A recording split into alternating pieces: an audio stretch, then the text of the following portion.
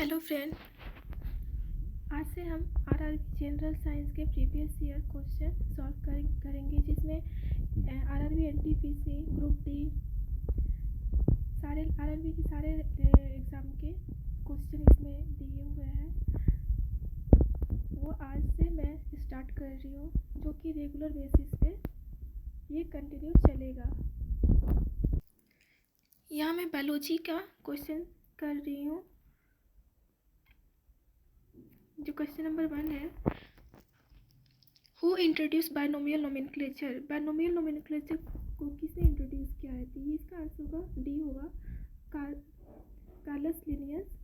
इन्होंने binomial nomenclature को introduce किया था। सेकेंड है, the term sericulture is related to which of the following. Sericulture किससे रिलेटेड है? सेरीकल्चर सिल्क फार्मिंग से रिलेटेड है। और इसमें ऑप्शन देखिए, जो कि बी ऑप्शन है, इसमें है फिश फार्मिंग। तो फिश फार्मिंग को पीसीकल्चर बोलते हैं। बर्ड फार्मिंग को एविकल्चर बोलते हैं। बी कीपिंग को एपीकल्चर बोलते हैं। और सिल्क, जिसका आंसर होगा सेरीकल्चर का सिल्क फार्मिंग। थर्ड क्वेश्चन देखते हैं यहाँ पे, विच of the following term best describe the biological study of animal behaviour.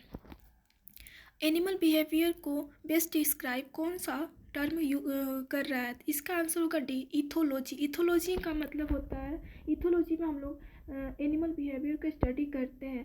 इसमें कंफ्यूज नहीं होना है इथोलॉजी और इथनोलॉजी में। इथनोलॉजी में कल्चर को स्टडी किया जाता है और इथोलॉजी में एनिमल बिहेवियर को। और यहाँ पे दो ऑप्शन और है, इटियोलॉजी और इंटोमोलॉजी।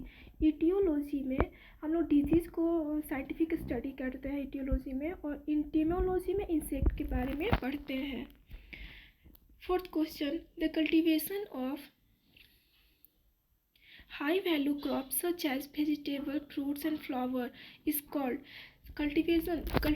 फ्लावर, फ्रूट, वेजिटेबल को कल्टिवेशन को क्या बोला जाता है? इसको हॉर्टिकल्चर बोला जाता है। देखिए, इसमें ऑप्शन भी है सेरीकल्चर, जो कि हम लोग पढ़े, silkworm, pisciculture, fish culture, apiculture, bee culture. लेकिन इसमें वेजिटेबल, फ्रूट्स, फ्लावर पूछा है, तो इसमें हॉर्टिकल्चर आंसर होगा। The study of cell is called. Cell की स्टडी को साइटोलॉजी बोला जाता है। ऑप्शन सी। विटिकल्चर में हम लोग ग्रेप्स कल्टीवेशन करते हैं। कल्चर मतलब कल्टीवेशन और विटी का मतलब ग्रेप होता है। Next question, question number 7, the science that deal with the relationship of various organism with their environment is known as. इसको इकोलॉजी बोलते हैं। क्वेश्चन ऑप्शन बी, इकोलॉजी में इन्वायरमेंट को ऑर्गेनिज्म से रिलेशन बताया जाता है इकोलॉजी में। Question number 8, the study of haematology. Haematology में ब्लड से रिलेटेड है। द स्टडी ऑफ हेमेटोलॉजी से रिलेटेड ब्लड। हेम किसी में हेम दिखा तो वो ब्लड से रिलेटेड है। जैसे हेमोग्लोबिन किस में रहता है? तो ब्लड में रहता है। हेमेटोलॉजी ब्लड का स्टडी। देखिए, आरआरबी जेई का क्वेश्चन है। What is morphology? मॉर्फोलॉजी में हम बाहरी स्ट्रक्चर के बारे में पढ़ते हैं। तो बाहरी, जैसे morphology, the study of insect, no human development, no study of shape, structure and specific structural properties organism. ये सही है। शेप, बाहर से क्या दिखता है? उसका शेप दिखता है, स्ट्रक्चर दिखता है, उसके प्रॉपर्टी को क्या बोलते हैं? मॉर्फोलॉजी स्टडी को। Question 10, which of the following study related to human से रिलेटेड क्या है? एंथ्रोपोलॉजी में ह्यूमन स्टडी किया जाता है। Option C. The study, question 11, the study of fertilisation, development, division and variation is known as embryology.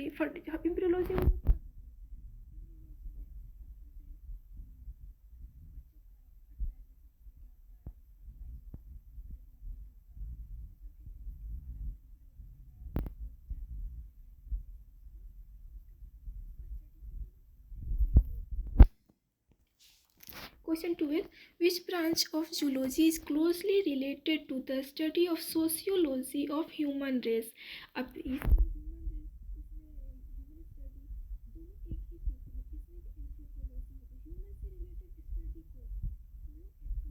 ही बोलते हैं. The study of disease in plant and the way in which plant resist or cope with infection is called. देखिए इसमें infection कोई भी infection से related है तो उसको हम पैथोलॉजी बोलते हैं. लेकिन इसमें क्या स्पेसिफिक वर्ड दिया हुआ है प्लांट का इन्फेक्शन. तो हम लोग प्लांट को हम फाइटो बोलेंगे और इन्फेक्शन को पैथो. दोनों को मिला के phyto pathology.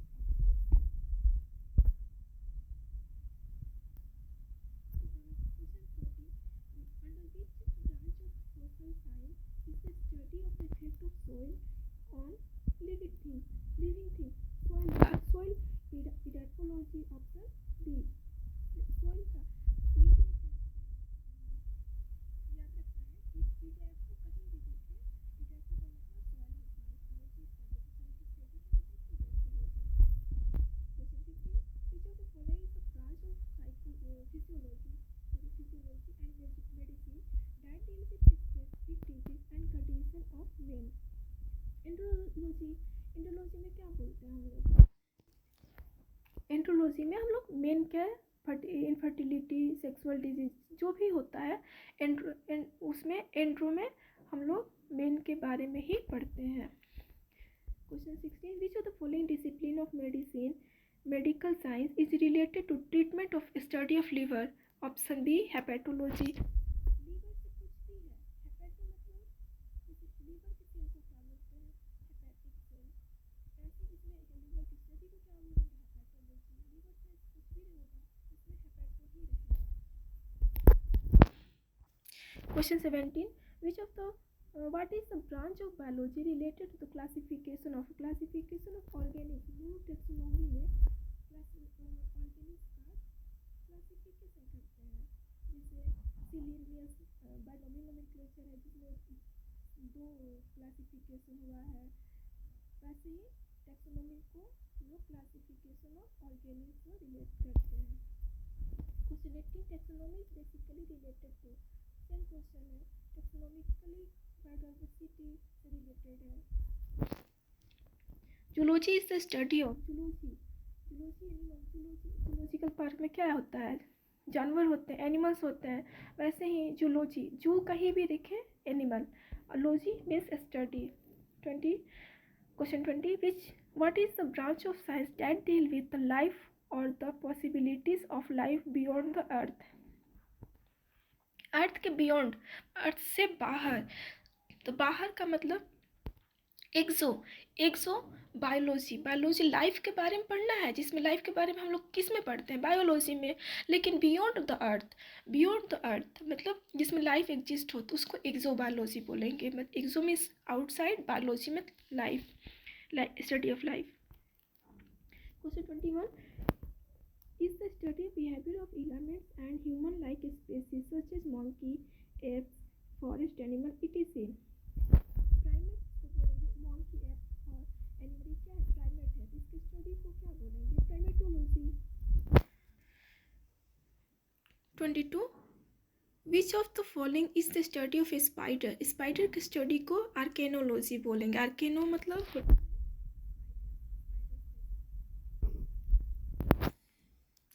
Saurology is the study of lizard. Lizard के स्टडी को सौरोलॉजी बोलते हैं. लिजार्ड के स्टडी को saurology. Question 24.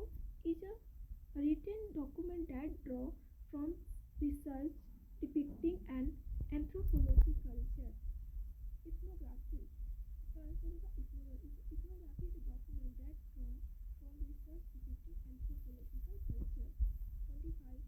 what is the study of birds? Ornithology का मतलब bird होता है, उसकी study ornithology. It is entomology. Insect होता है, इसको entomology बोलेंगे. Herpetology में amphibian reptile दोनों के बारे में पढ़ते हैं. 26. The scientific study of the development or sign of animal.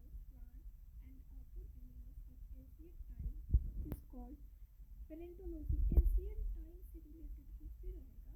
Ancient मतलब ओल्ड होता है, एंशिएंट ओल्ड, और ओल्ड का पैलेंटो का मतलब ओल्ड होता है। तो ओल्ड का old ancient time, old time को स्टडी करना palaeontology. What is study of botany? Botany में हम लोग क्या स्टडी करते हैं? तो बोटनी में हम लोग प्लांट का स्टडी करते हैं।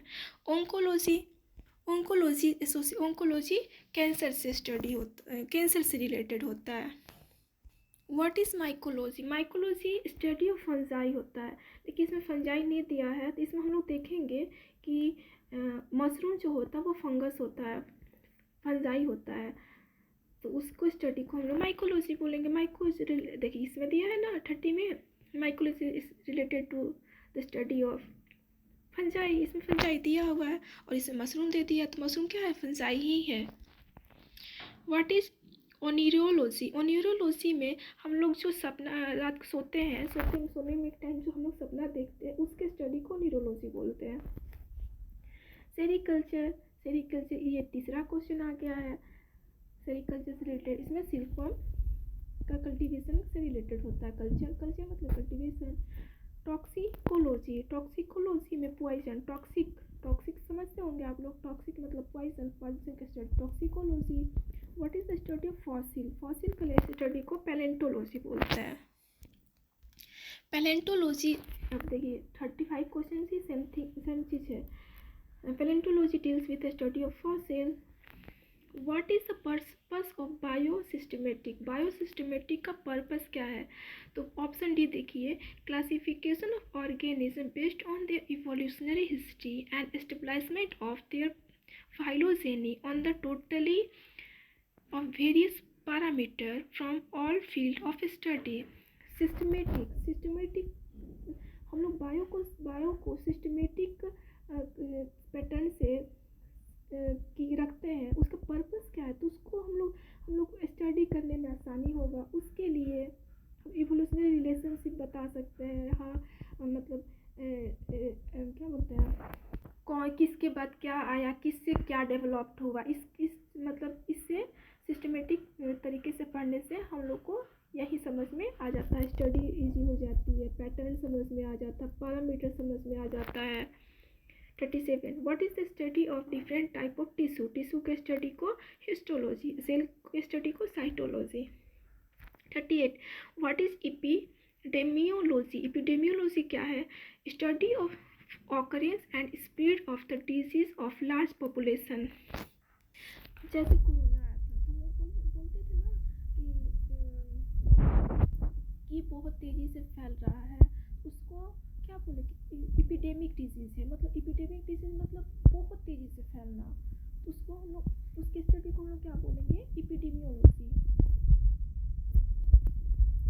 ये सेल चैप्टर स्टार्ट हो रहा है, हम लोग 50 क्वेश्चन आज करेंगे, 50 का टारगेट रखेंगे। यहाँ 39 है और 11 क्वेश्चन बचेगा। विच सेल ऑर्गेनिज्म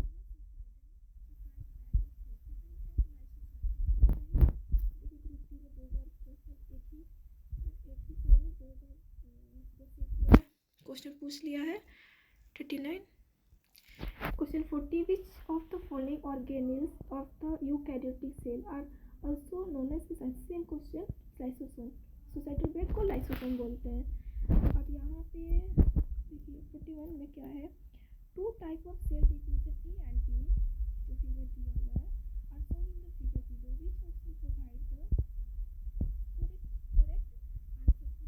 पहला तो बताया है टाइप ऑफ सेल डिवीजन, और कौन सा है, और where and when and where does this take place.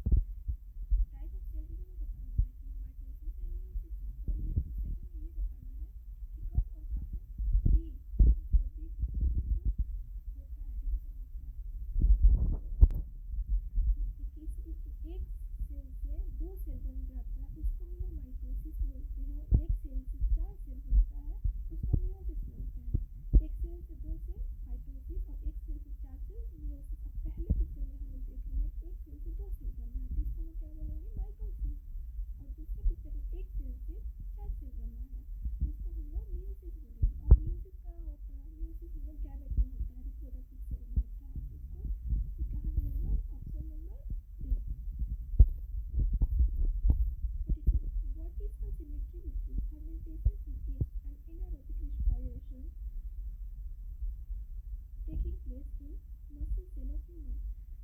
Of respiration कहाँ होता है? फर्मेंटेशन ऑफ यीस्ट कहाँ होता है? साइटोप्लाज्म में होता है इसका। In the official scientific description ये साइटोप्लाज्म में होता है, option A. Selectively permeable membranes are those that allow penetration of only solvent molecule but not solute. इसमें solvent molecule को solute molecule पास करता है, solute को नहीं करता। Option B. solvent होता है, solute नहीं होता। 45 which organic detoxify toxin and option D detox which cell organelles detoxify toxin and drugs endoplasmic reticulum जो होता है वो डिटॉक्सिफाई करता है ड्रग्स को और टॉक्सिन को।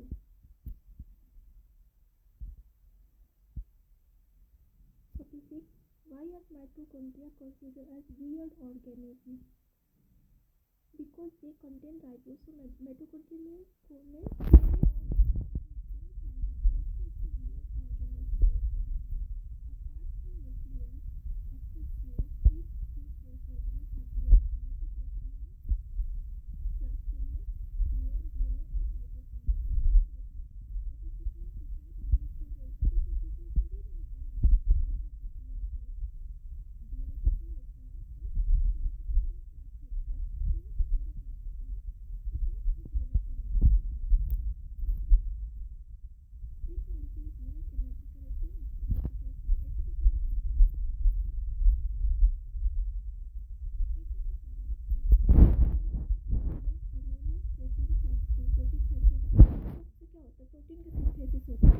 प्रोटीन फैक्ट्री बोलते हैं। Some feature of prokaryotic cells are mention below, set incorrect. के बारे में नीचे दिया हुआ है, उसे मेंशन करना है कौन गलत है। मेम्ब्रेन बाउंड सेल ऑर्गेनिज्म यही गलत है। प्रोकैरियोटिक में membrane bound cell organism absent होता है जो कि यूकैरियोटिक में प्रेजेंट होता है। गलत हो गया। 50 क्वेश्चन आज हो गए। नेक्स्ट वीडियो में मैं नेक्स्ट 50 क्वेश्चन सॉल्व कराऊंगी। अगर आपको ये वीडियो पसंद आता है और इसमें कोई कमी दिखाई देती है तो प्लीज़ कमेंट बॉक्स में अपना बता दीजिएगा कि क्या कमी है और क्या मुझे इम्प्रूव करना होगा। और अगर मैं ठीक से बनाई हूँ तो मुझे अप्रिशिएट भी कीजिएगा।